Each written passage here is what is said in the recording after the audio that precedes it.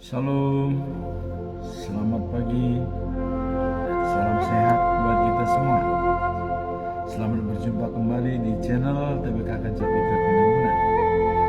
Firman Tuhan pada hari ini, di hari yang ke-270, tanggal 26 September tahun 2024, diambil dari kitab Imamat pasal 19 ayat yang ke-18. Kemudian sebagai perikop pada pasal tersebut adalah hukum kesucian dan keadilan, dan sebagai nats ayat intinya adalah sebagai berikut: janganlah engkau menuntut balas dan janganlah menaruh dendam terhadap orang-orang sebangsamu, melainkan kasihanilah sesamamu manusia seperti dirimu sendiri. Akulah Allah. Akulah Tuhan. Itulah firman Tuhan pada hari ini. Kemudian dalam bacaan pagi diambil dari 2 Korintus pasal 8 ayat 16 sampai dengan 24. Perikop Titus dan kawan-kawan yang diutus bersama-samanya.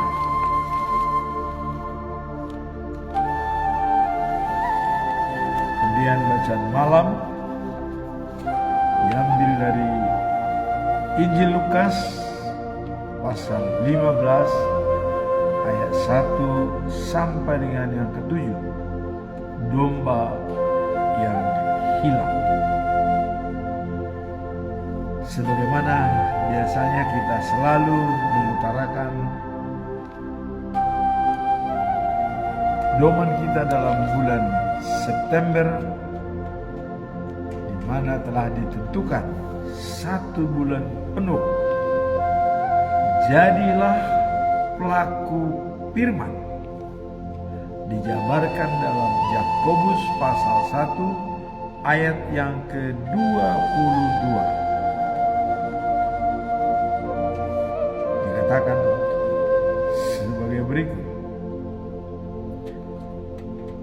hendaklah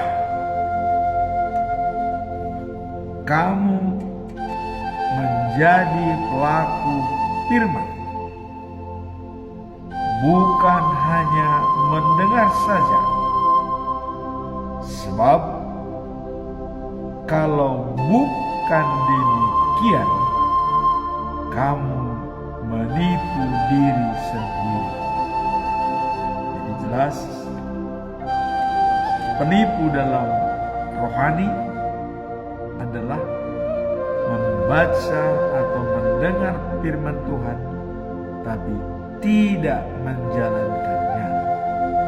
Itu dianggap sebagai penipu diri sendiri. Dan dipertegas lagi, ya, apa risiko atau akibat dalam Yakobus pasal yang kedua ayat 17, ya. Demikian juga halnya dengan iman. Jika iman itu tidak disertai perbuatan, maka iman itu hakikatnya adalah mati. Wah, ini makin jelas ya. Tadi mendengar, tidak menjalankan, penipu. Sekarang beriman tapi tidak berbuat adalah mati. Pertanyaan, apakah ada orang hidup ya tidak berbuat, beriman tapi tidak berbuat? Maka dikatakan hakikatnya mati. Berarti apakah ada mayat-mayat yang berjalan-jalan? Karena walaupun dia punya napas, ya punya fisik, itu dianggap sudah mati. Karena punya iman tapi tidak berbuat. Hanya kalau istilah peribahasa tong kosong nyaring bunyinya, dia tidak berbuat. Itulah implementasi daripada akibat tadi, mendengar tapi tidak menjalankan, menipu diri sendiri. Sekarang kita masuk dalam perikop hari ini, yaitu Imamat pasal 19 ayat 18. Hukum kesucian dan keadilan. Apa maksud hukum kesucian dalam pasal 1, dalam pasal 19 ayat 18? Apa maksudnya? Hukum kesucian dan keadilan dalam buku Imamat pasal 19 menggambarkan prinsip-prinsip moral dan etika yang penting dalam kehidupan umat Allah. Jadi kalau sudah dikatakan umat Allah, dia harus punya prinsip-prinsip dan etika. Jadi moral, prinsip, dan etika. Apa yang dinamakan prinsip moral? Morality principle. Dan apa yang dimaksud dengan etika? Apabila seseorang berjalan sesuai dengan firman Tuhan dan didalami dengan punya integritas yang tinggi sesuai kata dan perbuatan. Apa yang didengar, apa yang diselami, itu yang dijalankan dan itu yang diperbuat. Itulah sesuai dengan prinsip morality dan juga prinsip etika. Ada etika di sana. Tidak keluar dari aturan main. Aturan main itu adalah firman Tuhan. Digambarkan oleh Martin Luther, yaitu sola gratia. Keselamatan itu adalah anugerah. Ini adalah merupakan suatu prinsip. Kemudian ya, sola fide, kita dibenarkan hanya karena iman. Jadi kalau iman tanpa berbuat mati. Nah, maka dibenarkan kita karena iman. Kemudian sola gratia, sola fide, itu semua dirumuskan dalam sola scriptura. Artinya hanya Alkitab pembenarannya. Jadi pembenaran semua itu adalah Alkitab. Baik anugerah keselamatan ya, maupun iman ya. Jadi dibenarkan itu semua di dalam firman Tuhan. Seperti firman Tuhan pada hari ini yang dikatakan hukum kesucian dan keadilan, di mana dikatakan hukum kesucian dan keadilan dalam buku Imamat pasal 19 menggambarkan prinsip-prinsip moral dan etika yang penting dalam kehidupan umat Allah. Kalau umat manusia lain. Ini digariskan kepada umat Allah. Jadi kalau umat Allah itu harus menjalankan prinsip-prinsip moral dan etika. Kalau manusia belum tentu menjalankan prinsip-prinsip moral dan etika. Karena ada manusia ya yang tidak memanusiakan manusia. Tapi kalau manusia yang benar-benar kasih kepada Tuhan Allah dan kasih kepada sesama, itulah yang menjalankan prinsip-prinsip moral dan etika dan layak dikatakan sebagai umat Allah. Kemudian pasal ini menekankan pentingnya hidup dalam kesucian. Hidup suci, hidup kudus. Karena Allah adalah suci dan kudus. Nah, kemudian keadilan sebagai wujud daripada ketaatan pada Tuhan dan kasih sesama. Jadi keadilan itu, apabila kita menjalankan suatu keadilan, itu adalah akibat ketaatan dan setia kepada Tuhan dan juga sesama manusia. Karena Yesus mengatakan semua hukum Tuhan itu sudah dibagi dalam dua bagian, yang pertama dan yang utama. Kasihanilah Tuhan Allahmu dari segenap hatimu, dari segenap jiwamu, dan dari segenap kekuatanmu. Ya. Kemudian kasihanilah sesamamu seperti dirimu sendiri. Dua inilah yang mewujudkan rasa keadilan dan ketaatan kepada Tuhan, supaya ada jaminan kita menjadi umat Allah. Jadi prinsip-prinsip moral dan etika, menjaga kesucian dan keadilan sebagai umat Allah. Dalam Imamat 19 ini terdapat serangkaian perintah yang mengatur berbagai aspek. Jadi ada bagian-bagian yang mengatur beberapa aspek kehidupan, mulai dari cara memperlakukan sesama.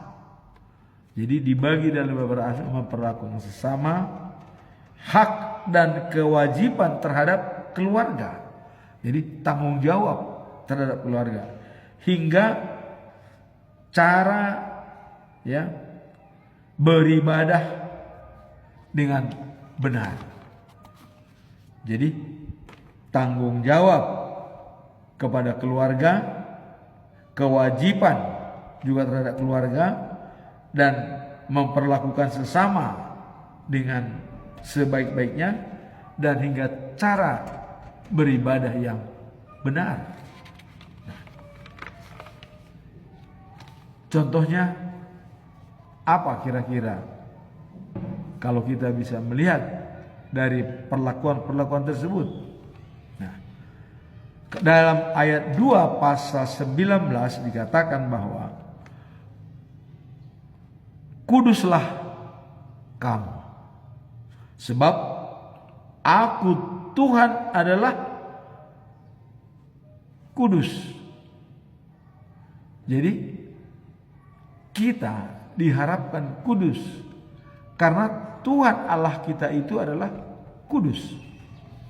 Nah, hal ini mewujudkan kesucian bukan hanya mengenai tindakan lahiriah, tetapi juga sikap hati yang berorientasi atau menghargai otoritas Tuhan.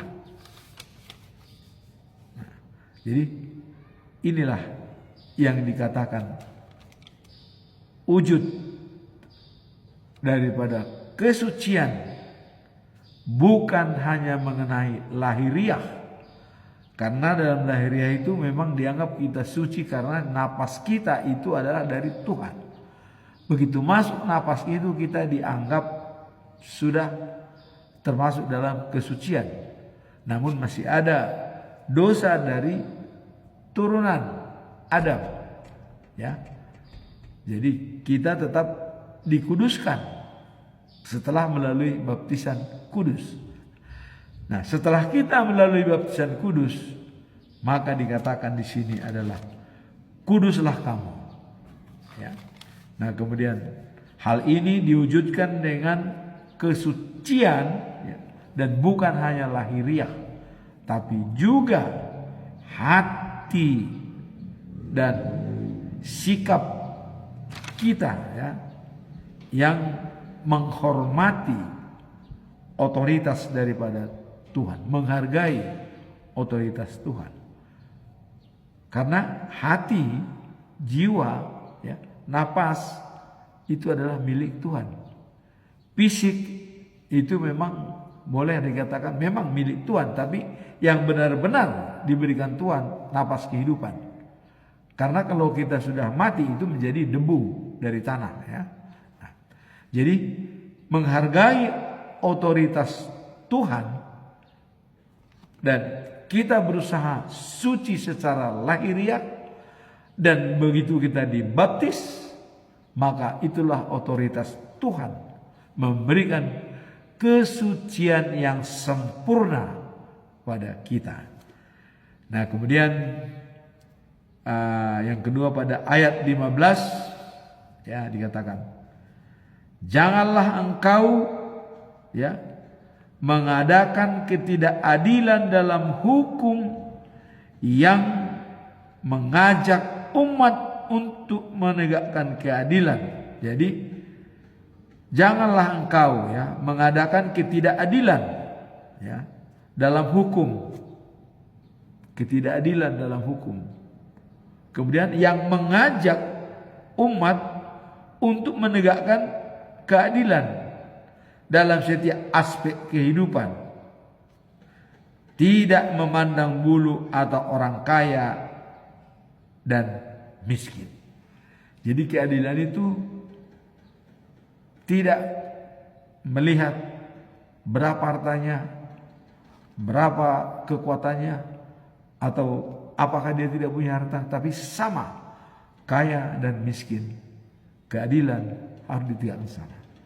Dan janganlah kita, ya, mengadakan ketidakadilan dalam hukum, dan kemudian mengajak orang ikut bersama melakukan ketidakadilan. Tapi berbuatlah adil kepada semua orang tanpa memandang bulu, kaya atau miskin. Nah, kemudian kita masuk dalam pasal 19 ayat 18 hari ini. Janganlah engkau membalas dendam atau, ya, menyimpan segala kemarahan terhadap orang-orang sebangsamu.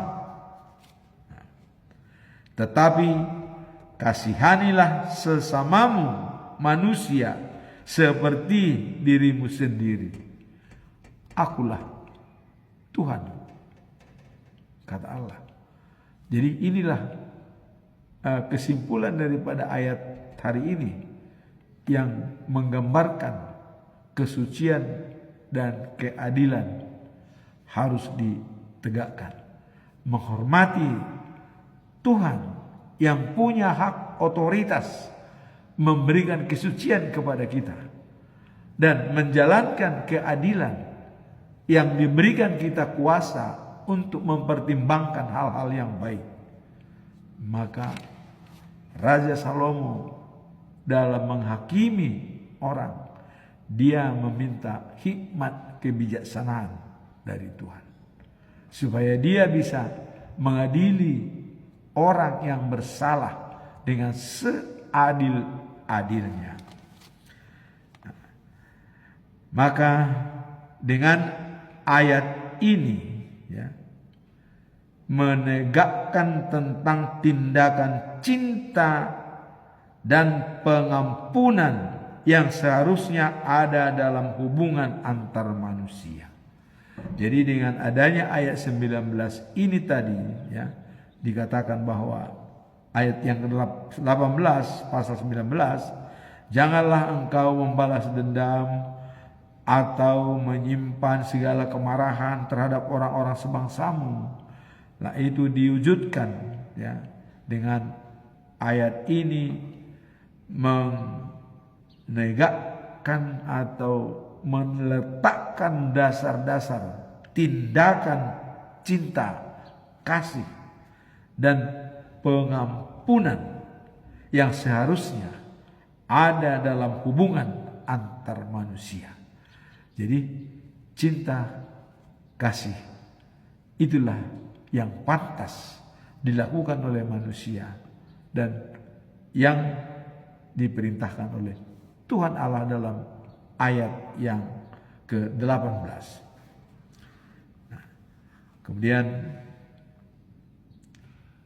Tuhan tidak hanya mengajarkan untuk menghindar atau membuat balas dendam, ya, menghindar dari balas dendam.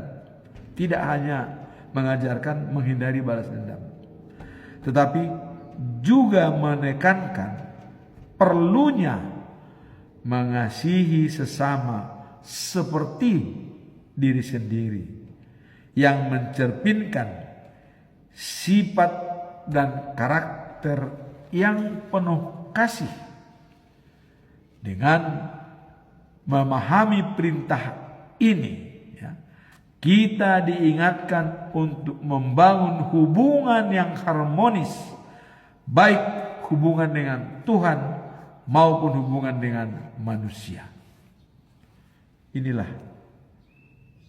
perwujudan daripada dikatakan kita, Tuhan tidak hanya mengajarkan untuk menghindari balas dendam, tetapi juga menekankan perlunya mengasihi sesama. Ya. Ini kadang-kadang ya dendam, mengasihi tidak. Ya. Jadi bukan hanya menghindari dendam, tapi mengasihi juga. Jadi harus sejalan. Tidak dendam dan melihara kasih kepada sesama. Nah, kemudian kalau kita berdoa dengan doa pendek, apa kira-kira doa kita? Tuhan, ya, ajarilah saya untuk hidup dalam kesucian dan keadilan di tengah dunia yang seringkali tidak adil.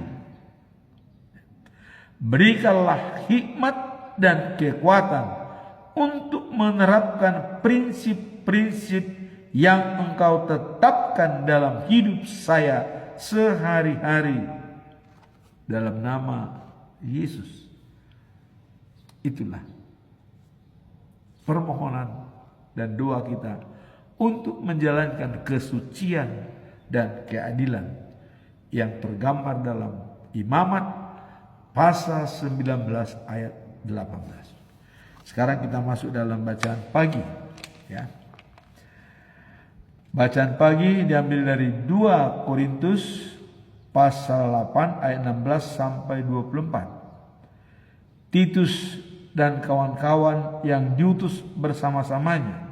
Nah, dalam 2 Korintus pasal 8 16 sampai 17 itu digambarkan ada doa syukur kepada Allah yang telah memberikan kepada Titus semangat yang sama untuk memikirkan kamu, kata Paulus.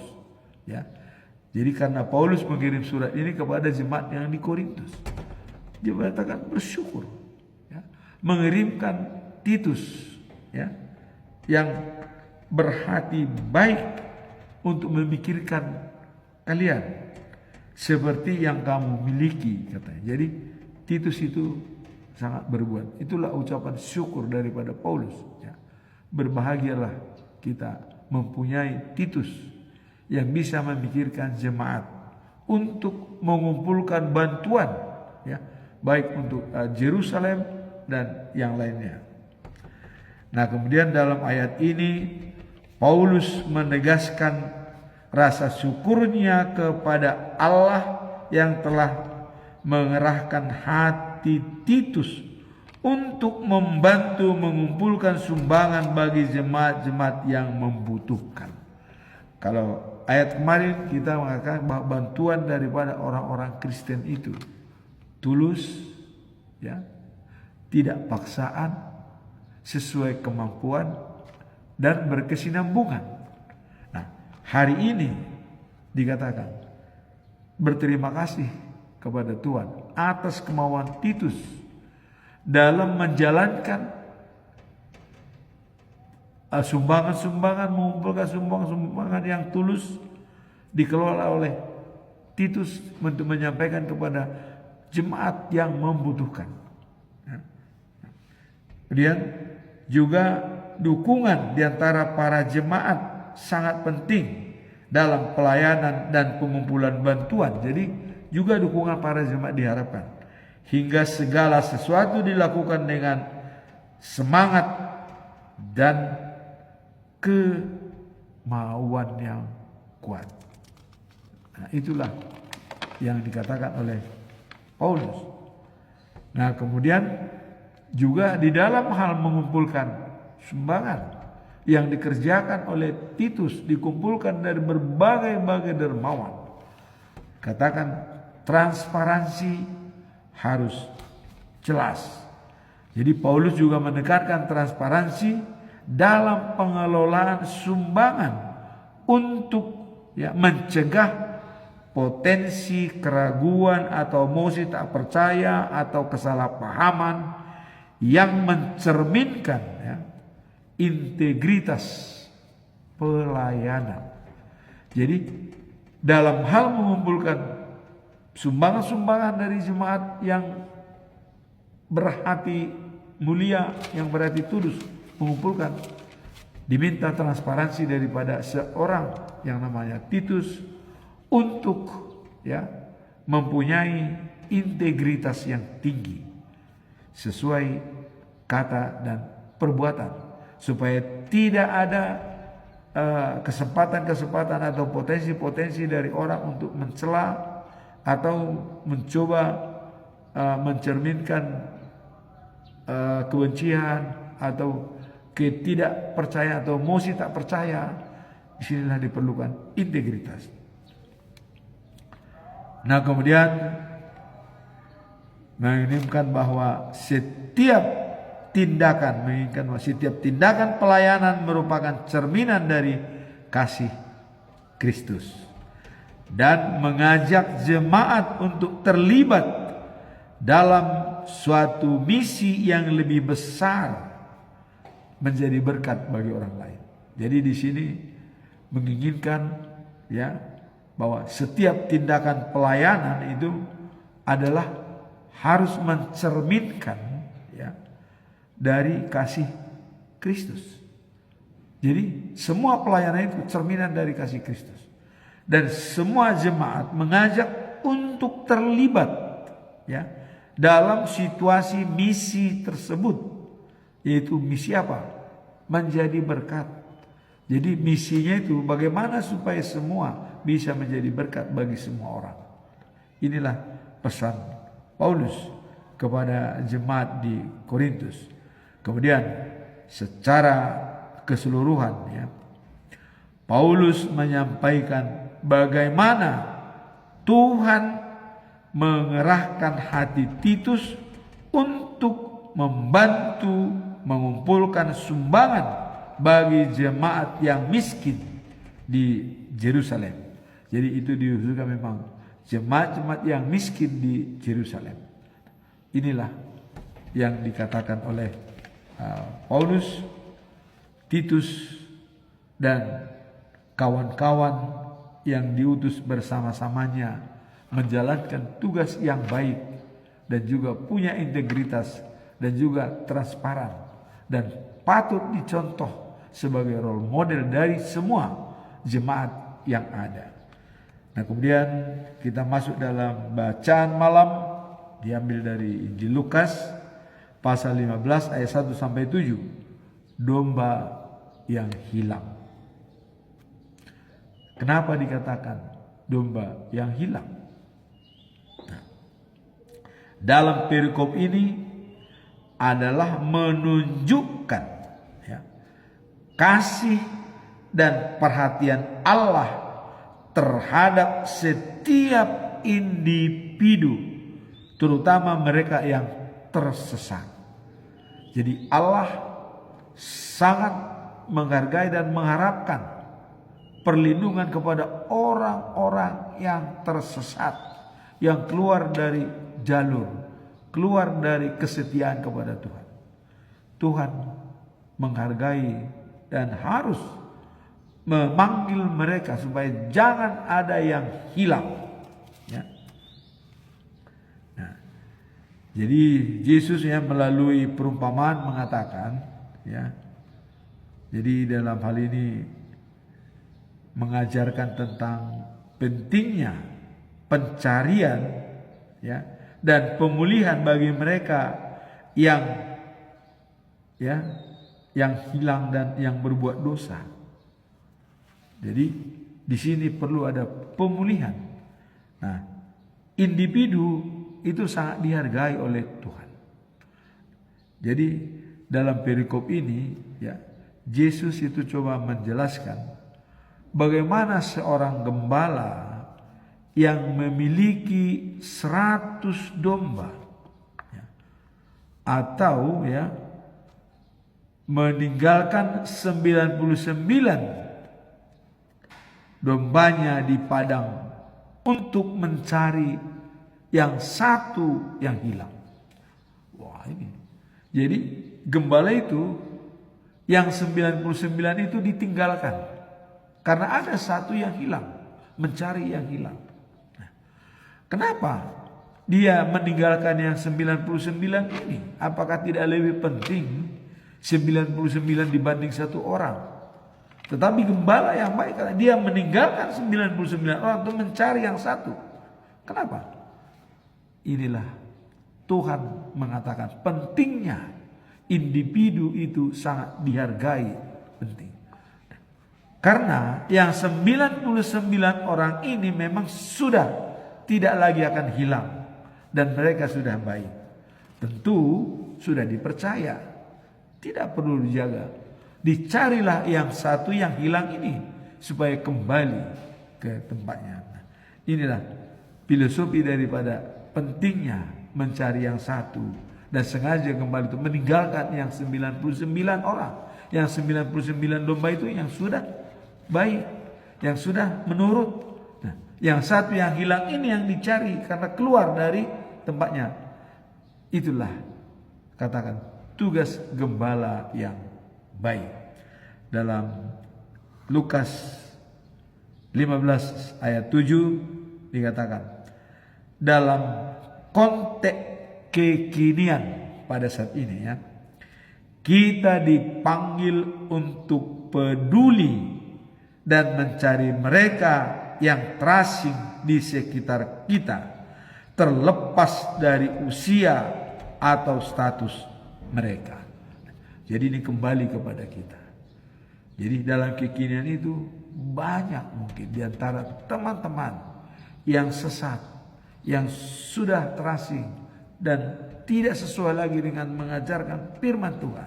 Bahkan ada yang mengatakan beda Allah yang ada di Alkitab dan Yesus yang ada di Alkitab. Ada yang mengatakan beda. Inilah yang perlu kita sampaikan, bahwa Allah, Yesus, Yahweh, Debata itu adalah satu. Roh Kudus tidak bisa dipisahkan. Mereka suatu kesatuan yang utuh. Allah mengirim Yesus sebagai anak manusia datang ke dunia. Itu adalah gambaran bahwa supaya bisa berinteraksi dengan manusia. Kalau Allah sendiri yang datang dari surga, bagaimana mungkin berinteraksi dengan manusia? Dengan awan yang menggelegar dan api yang malam hari, siapa yang tahan? Mati. Maka begitu besar kasih setia Allah kepada manusia di dunia, Dia mengirim anaknya yang tunggal Tuhan kita Yesus Kristus, supaya orang percaya kepada yang beroleh hidup yang kekal. Itu dikirim. Bukan berarti tidak mau Tuhan Allah datang sebagai Allah kekuasaannya, tidak. Tapi diciptakanlah. Dan itu sama dengan Allah. Yesus mengatakan, Allah tahu dengan saya, dan saya tahu dengan Allah. Allah di dalam aku dalam Allah. Kalau kau sudah percaya kepada saya, itu sama dengan percaya kepada Allah. Maka Yesus mengatakan, akulah jalan, kebenaran, dan hidup. Tanpa melalui aku tidak ada sampai ke Bapa. Karena Dia sendirilah Bapa itu. Dia sendiri Allah. Nah kemudian Dia bangkit ke surga. Ada enggak? Dikirim roh Allah. Roh. Itulah sekarang yang menguasai kita. Dalam kita berkhotbah, menyiapkan persiapan khotbah, roh Allah yang membimbing kita. Maka kita harus selalu, sebelum kita berkhotbah atau sebelum kita baca firman, mintalah roh Allah menerangi roh kita, supaya kita bisa berinteraksi dengan baik.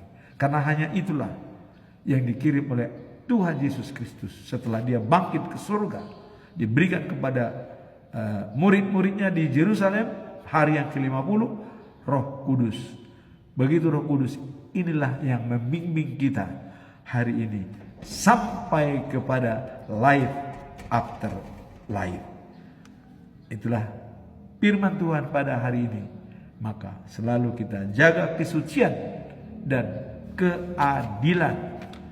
Kemudian bekerja dengan baik dalam menjalankan tugas, membantu sesama dengan transparan, memberikan sesuai kemampuan, tidak terpaksa, tapi dengan tulus dan hati nurani. Nah kemudian terakhir tadi adalah mencari domba yang hilang. Satu sangat berharga bagi Tuhan. Bukan berarti yang 99 tidak dihargai. Maka gembala itu tadi meninggalkan yang 99, mencari yang satu. Yang 99 sudah tidak akan hilang lagi. Maka dicarilah yang hilang ini supaya bersatu kembali. Setelah yang hilang ini bersatu kembali, itulah Allah pesta pora di surga, bersuka cita. Apabila ada orang yang bertobat satu di dunia ini, maka Allah sangat berbahagia di surga. Maka setiap baptisan kudus jangan disalahartikan mengambil nama. Baptisan kudus adalah membuat Allah berpesta ria di surga karena ada orang yang bertobat. Semoga kita semua berada dalam pertobatan untuk menuju Yerusalem yang baru. Amin. Tuhan memberkati kita semua.